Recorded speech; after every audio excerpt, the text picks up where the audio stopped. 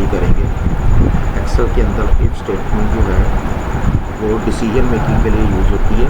Use if to conduct conditional test on values and formulas. आपने condition test करनी है। Condition test होने के बाद जो है क्या स्टेप परफॉर्म किया जाए, क्या एक्शन परफॉर्म किया जाए। तो इफ स्टेटमेंट का सिंटेक्स जो है उसको यूज़ किस तरह करना है, is equal to if parenthesis start. यहाँ पे एक्सप्रेशन जो है वो आप स्पेसिफाई करेंगे। अगर एक्सप्रेशन जो है एवेलुएट हो तो एवेलुएशन अगर उसकी ट्रू आती है तो वो एक्शन 1 परफॉर्म करें, और अगर एक्सप्रेशन जो है उसकी एवेलुएशन फॉल्स आती है तो एक्शन 2 परफॉर्म करें। तो एक्सप्रेशन जो है वो basically combination of relational operator होता है।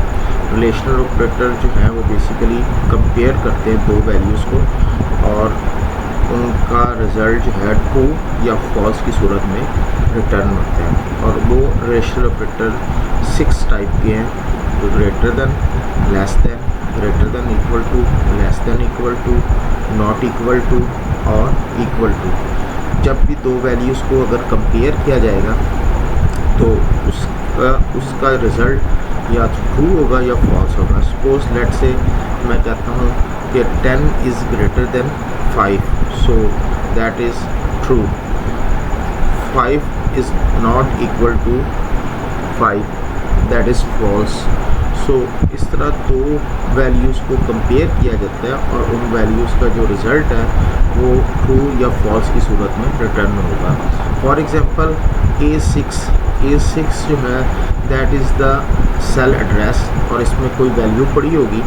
अगर वो A6 की वैल्यू जो है वो 50 से अबव है तो इट्स मीन कि ट्रू रिटर्न हुआ और एक्शन 1 में हमने लिखा हुआ है पास, तो वो उसका रिज़ल्ट जो है वो पास डिस्प्ले करे। अगर A6 की वैल्यू लेस दैन 50 है तो इट्स मीन कि वो फेल के ऊपर जंप कर जाएगा। एक्शन 2 हमने स्पेसिफाई की है। इसी तरह दूसरी एग्जांपल में अगर देखा जाए तो H5 is a cell address और उसकी वैल्यू अगर 5000 से ऊपर है तो H5 के ऊपर 20% कैलकुलेशन करें, और अगर H5 जो है वो लेस दैन 5000 है तो उसके ऊपर 10% जो है वो कैलकुलेशन परफॉर्म करें। तो हम इसको प्रैक्टिकली अभी इम्प्लीमेंट करके देखते हैं कि कैसे ये जो है इफ़ स्टेटमेंट को यूज़ किया जाता है। सपोज़ हम कहते हैं कि यहाँ पे ये एवरेज है स्टूडेंट्स का कॉलम, और इस एवरेज को मद्देनज़र रखते हुए जो है हम इफ़ स्टेटमेंट यूज़ करते हैं। हमारे पास कंडीशन है कि अगर सपोज़ स्टूडेंट के 50 या 50 से ऊपर एवरेज आती है तो वो पास है, अदरवाइज़ फेल लिखा हुआ रिज़ल्ट के कॉलम में डिस्प्ले हो। तो एवरेज जो है उसकी वैल्यू हमारे पास यहाँ पे J5 में पड़ी हुई है, तो हम J5 का सेल एड्रेस देंगे। इस ग्रेटर दैन इक्वल टू अगर बराबर है या उससे बड़ी है किससे, 50 से, तो यहाँ पे डबल इन्वर्टेड कॉमा के अंदर हमने मैसेज डिस्प्ले करवाना है तो पास लिखा हुआ नज़र आए।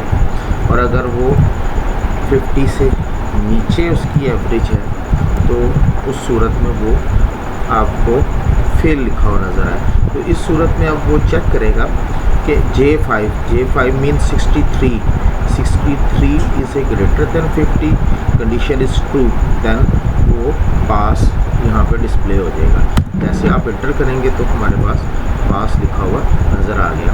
इसी तरह इसको कॉपी करके मैं नीचे पेस्ट करता हूँ। अब यहाँ पे फेल लिखा हुआ नज़र आया।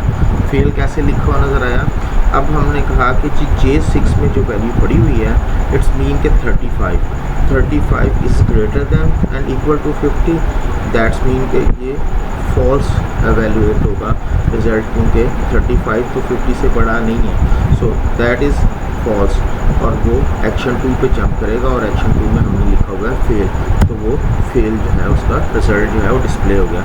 अब ऐसे ही इसको कॉपी करके पूरे कॉलम में आप पेस्ट कर सकते हैं, वो ऑटोमेटिकली जो है तमाम का रिज़ल्ट जो है उस सेल के अकॉर्डिंगली, एवरेज के अकॉर्डिंगली जो है उनका रिज़ल्ट जो है वो डिस्प्ले करेगा।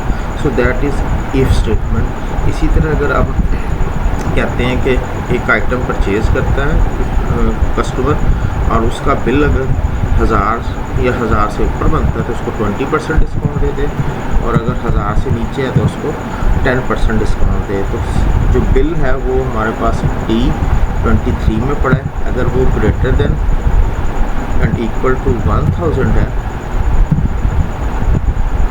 तो D50 के ऊपर D23 के ऊपर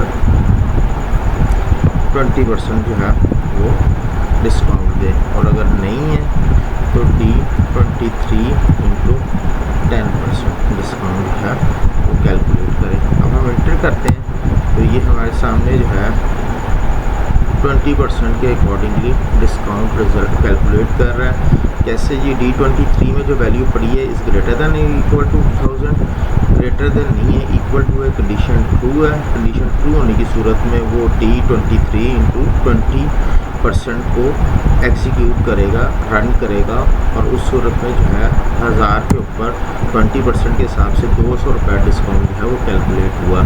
अब आप नेट अमाउंट कैलकुलेट करनी है तो इसमें से बिल में से आप डिस्काउंट निकाल दें तो आपके पास जो है वो 800 जो है वो नेट अमाउंट बना। इसी तरह हम दोबारा जो है एक और आइटम एंटर करते हैं। 800 जो है उसकी प्राइस बनी थी।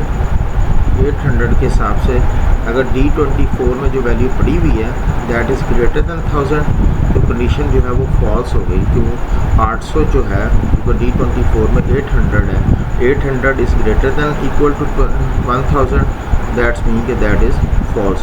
फॉल्स होने की सूरत में वो एल्स में जाएगा, और एल्स में D24 इंटू 10%, तो 10% के हिसाब से जो है वो 80 रुपीज़ जो है वो कैलकुलेट हो रहा है, और अब उसको नेट अमाउंट जो पे करनी है दैट इज़